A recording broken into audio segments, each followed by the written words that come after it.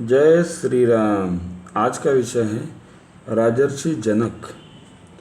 सूर्यवंश के प्रतापी राजा निमि के कुल में ऋष्वरोमा के 2 पुत्र पैदा हुए, जिसमें ज्येष्ठ पुत्र का नाम शीरध्वज तथा कनिष्ठ पुत्र का नाम कुशध्वज था। इनके पूर्वज मिथि थे, जो बड़े पराक्रमी थे।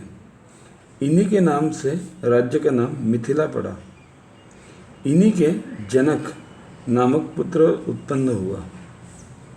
इन्हीं जनक के बाद जितने भी राजा हुए सभी जनक कहलाए।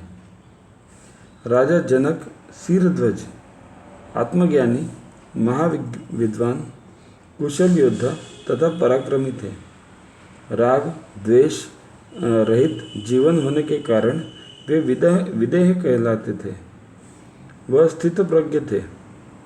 राजा के दरबार में अनेक सम्मानित ऋषि महर्षियों द्वारा सत्संग चलता रहता था।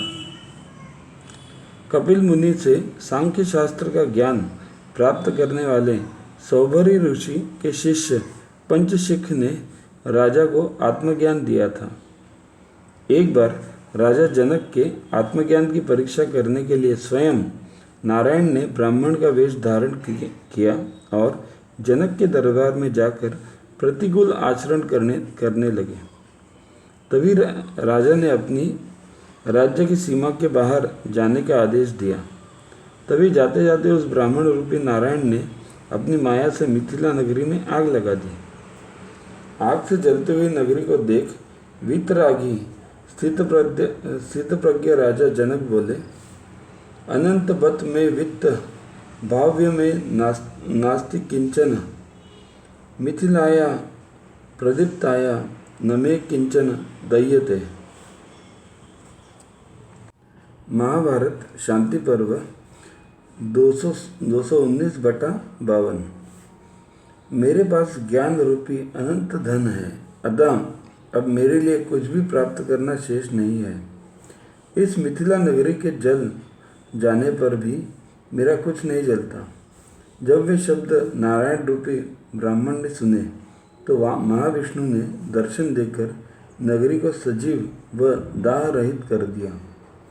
एक बार राजा जनक धन, संतान, स्त्री, नाना प्रकार के रत्न, सनातन मार्ग और अग्निहोत्र का त्याग कर अकिंचन सन्यासी हो गए। एक मुट्ठी जौ खाकर तप करने लगे। तभी रानी कौशल्या ने एकांत में सन्यासी राजा जनक से कहा, यदि हृदय का काषाय यानी राग द्वेष दूर न हुए तो काषाय यानी गेरुआ वस्त्र धारण करना स्वार्थ साधन की चेष्टा के लिए ही समझना चाहिए। राजन, जितेंद्रिय सन्यासी भी गृहस्थाश्रम से अलग होकर भी गृहस्थों के सहारे जीवन धारण करते हैं। वहीं से वह प्रकट होते हैं और वहीं से वह प्रतिष्ठा प्राप्त करते हैं। राजन, आप नंगे रहने वाले, मूड मुड़ाने वाले, जटा रखने वाले साधुओं का गेरुआ वस्त्र, मृग चर्म एवं वल्कल वस्त्रों के द्वारा भरण पोषण करते हुए पुण्य लोकों पर विजय प्राप्त कीजिए। रानी के समझाने से उन्होंने सन्यासी बनने का विचार त्याग दिया।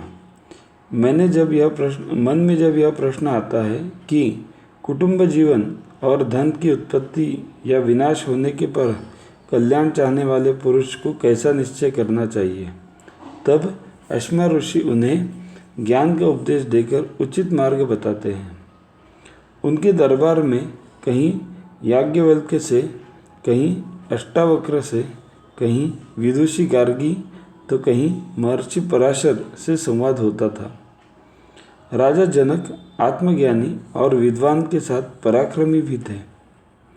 एक समय संकाश्य नरेश सुंधवा ने राज्य पर चढ़ाई कर जनक के पास समाचार भेजा कि कमल नयन सीता और शिवजी के उत्तम धनुष्य को, जो देवताओं द्वारा इनके पूर्वज देवरात ने को प्राप्त हुआ था, उसे शीघ्र मेरे हवाले कर दो। तभी जनक की सेना ने सुंधवा को मार डाला और अपने छोटे भाई कुशध्वज को वहाँ का राजा बना दिया। काशी नरेश दिवोदास पुत्र प्रतरदन से जब जनक का युद्ध हुआ तो सैनिकों का मनोबल बढ़ाने के लिए अपने योग बल से युद्ध में लड़ने वालों को कैसा स्वर्ग और विमुख होने वालों को कैसा नरक मिलता है, यह दृश्य दिखा चेतना का संचार कर राजा को परास्त कर युद्ध में जीत लिया। प्रजा की कैसी चिंता करते थे कि जब एक समय पानी न गिरने के कारण त्राही त्राही मची, तब पुरोहित और विद्वानों के कहने पर और जनहित के कारण यज्ञ के लिए सोने के हल से जब पृथ्वी को जोता तो हल के अग्रभाग यानी सीत से एक कन्या रत्न की प्राप्ति हुई, जिसका नाम सीता रखा गया।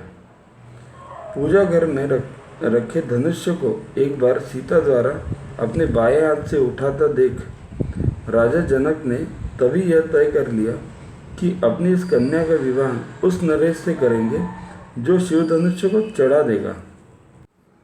8 पहियों वाली लोहे की बहुत बड़ी संदूक में रखे गए शिव धनुष्य को 5000 मनस्वी वीर जिसे ठेल कर मखशाला में लाए थे, उसे गुरु विश्वामित्र की आज्ञा से भगवान श्री राम जी ने प्रत्यंचा चढ़ाकर जो ही कान कर खींचा तो ही वह बीच में से टूट गया।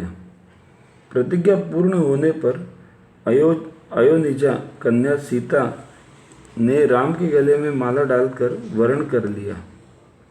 तदुपरांत अपनी कन्या उर्मिला का लक्ष्मण के साथ, छोटे भाई कुशध्वज की मांडवी का भरत के साथ और श्रुति कीर्ति का शत्रुघ्न के साथ विवाह कर दिया। जल में कमल की तरह निर्लिप्त रहने वाले राजर्षि जनक के पास महर्षि व्यास ने अपने प्रिय पुत्र शुकदेव को ब्रह्मज्ञान प्राप्त करने के लिए भेजा था। ऐसे थे ब्रह्मज्ञानी आत्मज्ञानी विदेह राज राजर्षि जनक, जिसने लोक यानी दुनिया का आनंद लिया वह परलोक के सुख से वंचित रहा है, और जिसने परलोक को जाना है उसने दुनिया का आनंद नहीं लिया है। लेकिन राजर्षि जनक एकमात्र ऐसे ही जिन्होंने जगत और ब्रह्म दोनों का आनंद एक साथ लिया है। जोग भोग मह राख्यो गोई, राम बिलोकत प्रगट्यो सोई। रामचरितमानस बालकांड दोहा। एक लोक परलोक नहीं, एक परलोक न लोक, एक लोक परलोक दो, तिनवा गौ तुम गत शोक। भारत माता की जय।